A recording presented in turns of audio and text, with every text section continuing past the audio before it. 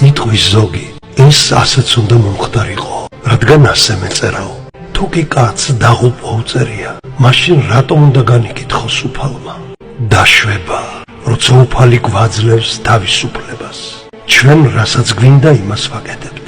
ღმერთს არ უყვარს ლიტონის სიტყვა, ღმერთს უყვარს საქმე და საქმე მის წინაშე ირაცხება რწმენად და სიყვარულად. როგორც ივლი, გზაც ისეთი გექნება.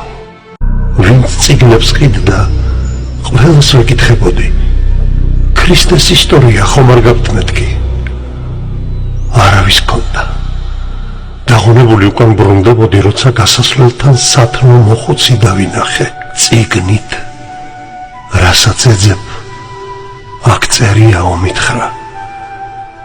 ეს არისო ქრისტეს ისტორიის წიგნი. მე და როგორ მიხვდა რას ვეძებდი.